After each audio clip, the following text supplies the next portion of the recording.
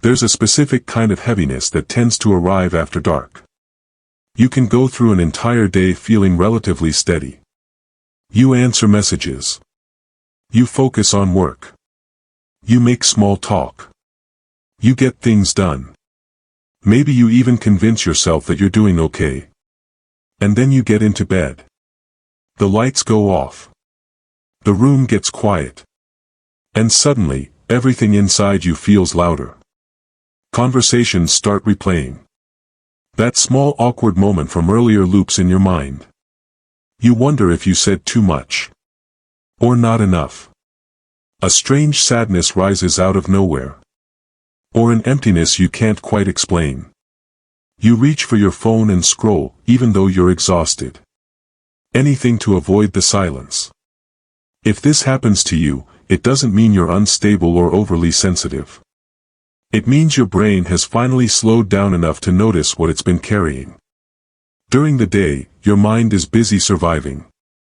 Even if your life isn't chaotic, it's full of stimulation. Notifications. Conversations. Tasks. Noise. Movement. Decisions. Your attention is constantly being pulled outward. Your brain enters what psychologists sometimes call task mode.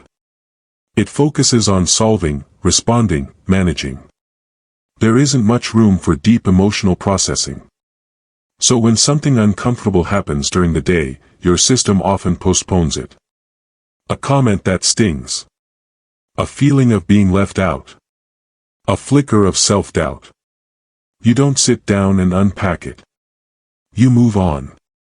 You have things to do. This isn't avoidance in a dramatic sense. It's efficiency. Your nervous system prioritizes functioning. But emotions that are postponed don't disappear. They wait. And night is quiet enough for them to speak. There's a network in the brain called the default mode network. It becomes more active when you're not focused on external tasks. When you're lying in bed. When you're showering. When you're staring at the ceiling in the dark. This network is deeply involved in self-reflection and memory. It helps you make sense of your life.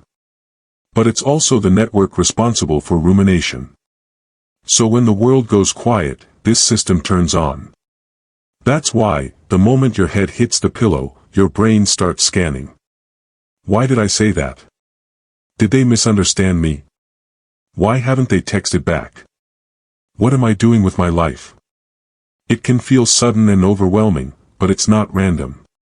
Your mind has simply shifted from reacting to the outside world to reviewing the inside one. And because there are fewer distractions, your thoughts feel amplified.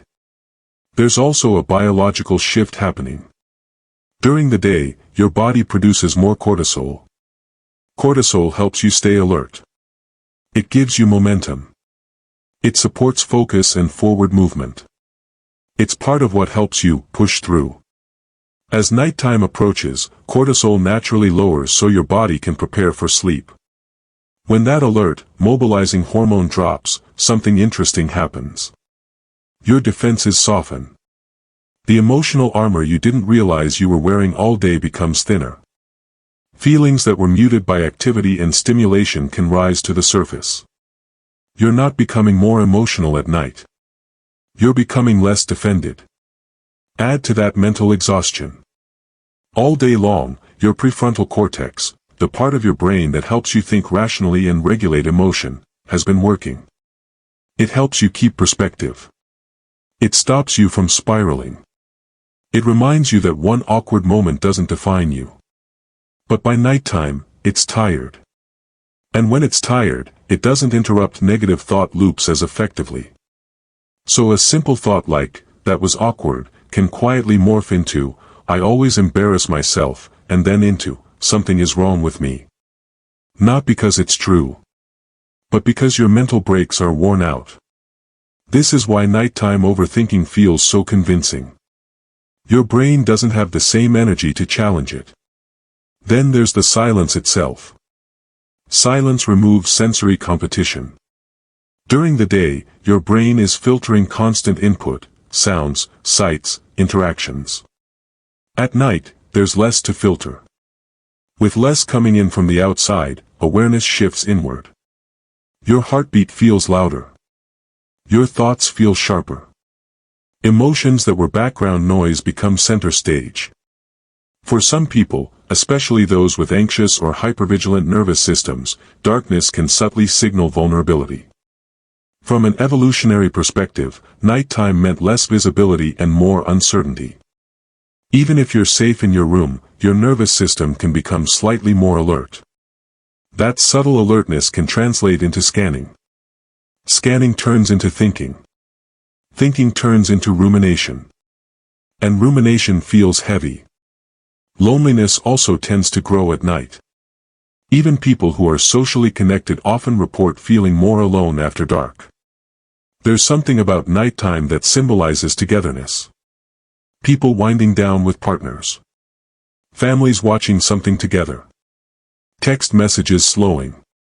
If you're alone, the contrast becomes more noticeable. Your attachment system, the part of your brain wired for connection, becomes more active in stillness. That ache in your chest isn't weakness. It's your brain reminding you that connection matters. Then there's the sudden sadness that appears after a busy day.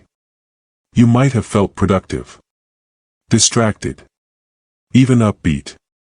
But when everything stops, a wave of emotion hits you. That's often emotional backlog. Throughout the day, small emotional experiences accumulate. A frustration here. A disappointment there. A comparison you didn't mean to make. You don't process them fully. You store them. At night, when cognitive demands drop, your brain begins sorting through what it postponed. It can feel like it came out of nowhere.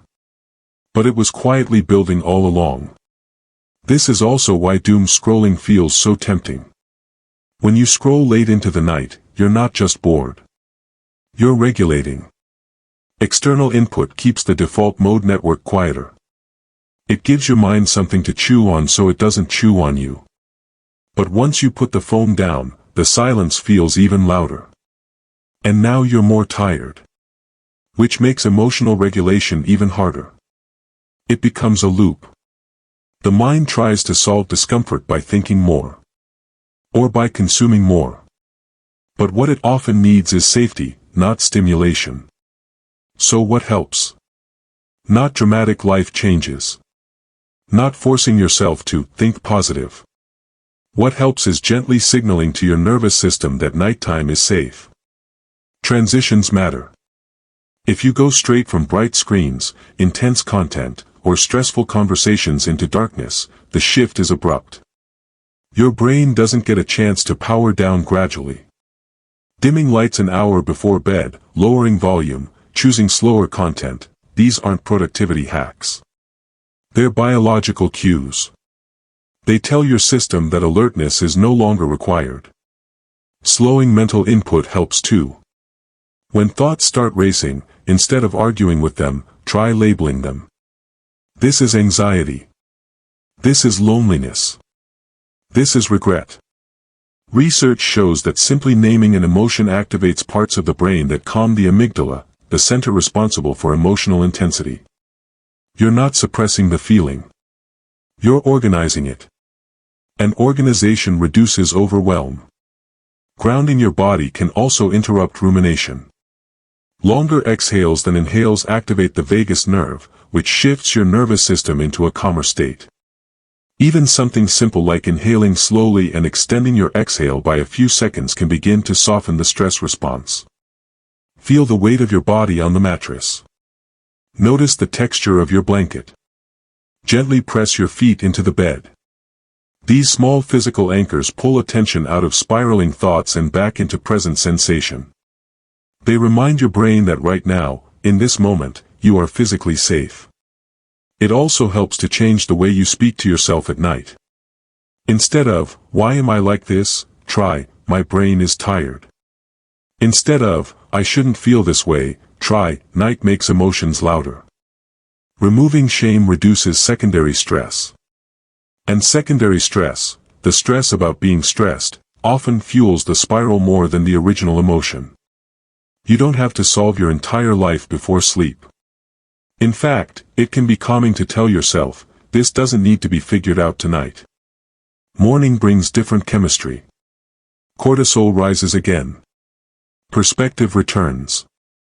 Problems that felt enormous at 1 a.m. often shrink in daylight. Night magnifies. Morning recalibrates. If you often feel emotionally overwhelmed once everything becomes quiet, it doesn't mean you're broken. It means your system finally has space to process. The darkness isn't creating your feelings. It's revealing them. And while that can feel heavy, it's also deeply human. So if tonight feels heavier than the day did, you're not alone in that experience. Somewhere, someone else is lying in the same quiet, replaying the same types of conversations, feeling the same unexpected ache. Your brain is not turning against you. It's slowing down. Sorting. Softening. Let the night be what it is, a quieter space where feelings echo a little more. Breathe slowly. Dim the light. Speak gently to yourself. You don't need to be perfect in the dark. You just need to be here. And morning will come.